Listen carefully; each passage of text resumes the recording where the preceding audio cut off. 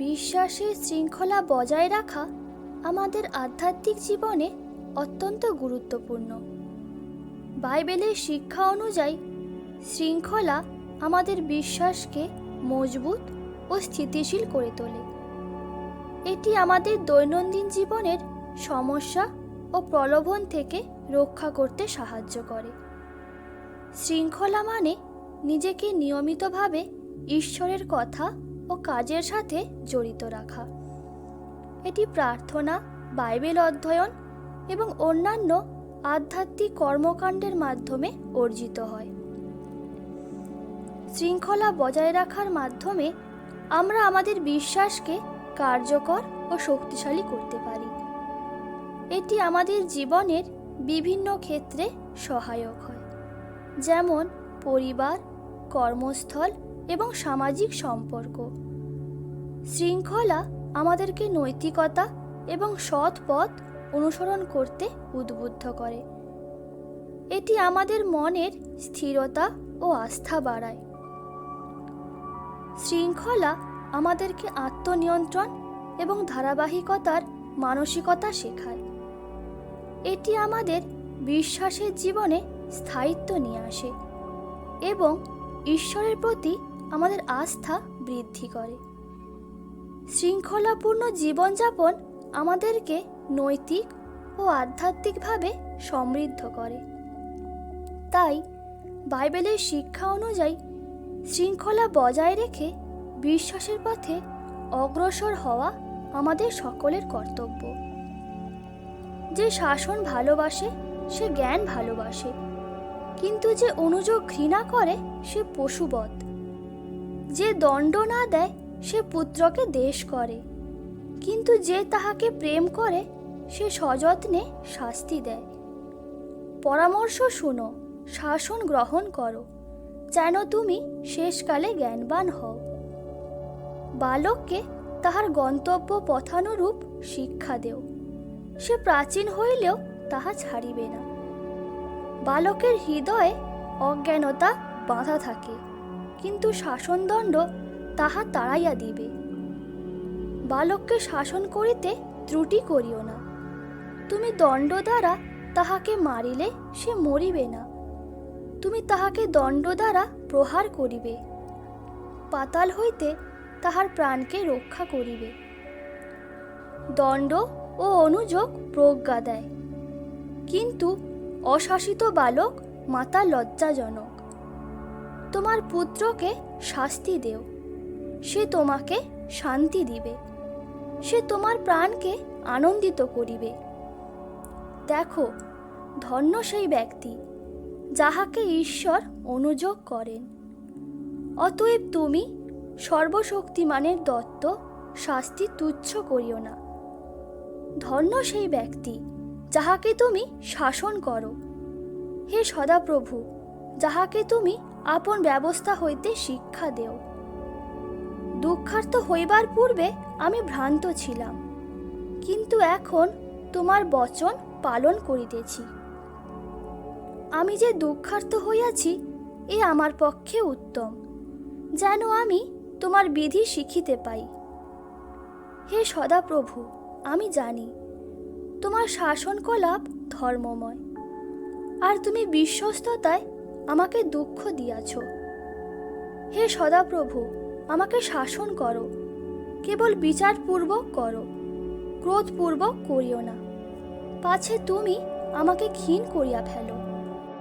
কেননা তোমার পরিত্রাণার্থে আমি তোমার সহবর্তী, ইহা সদাপ্রভু কহেন।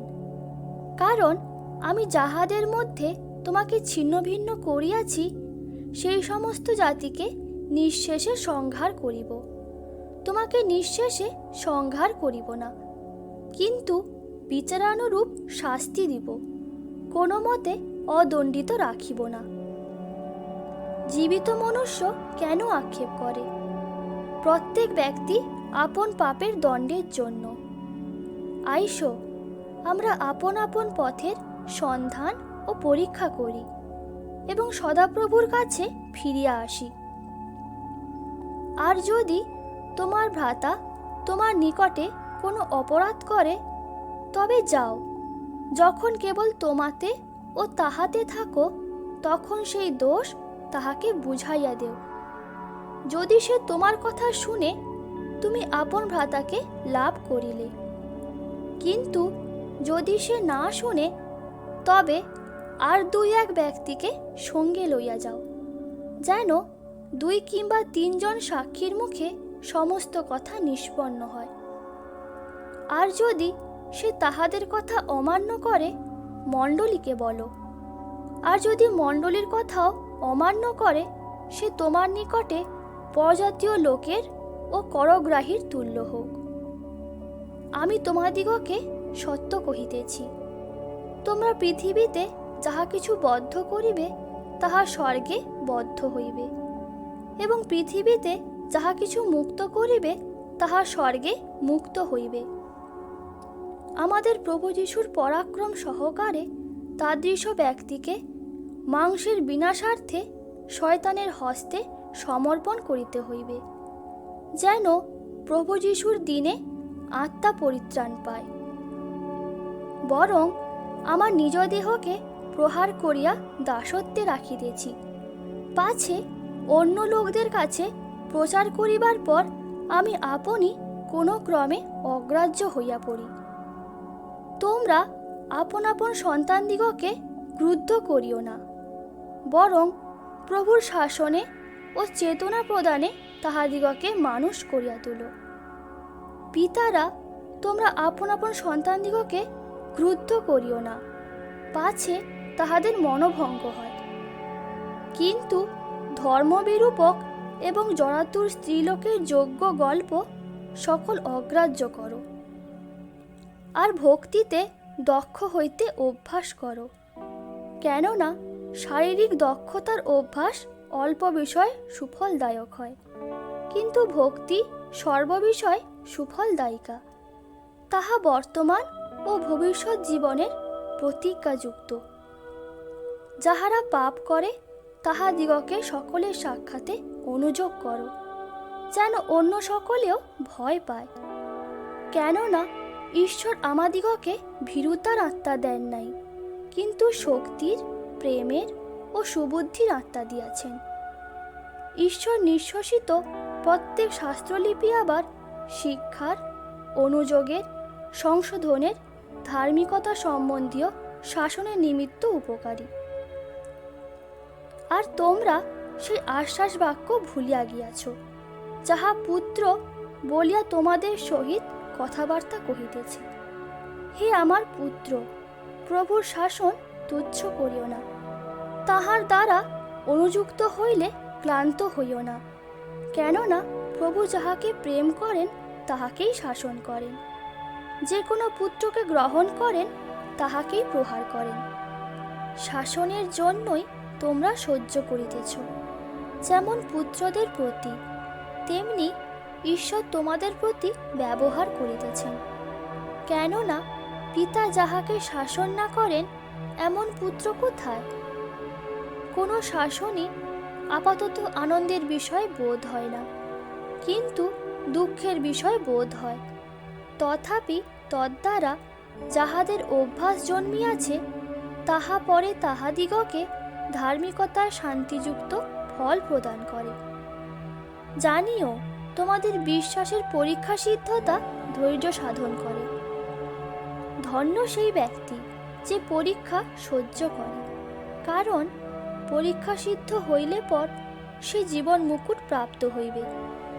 তাহা প্রভু তাহাদিগকেই দিতে অঙ্গীকার করিয়াছেন, যাহারা তাহাকে প্রেম করে।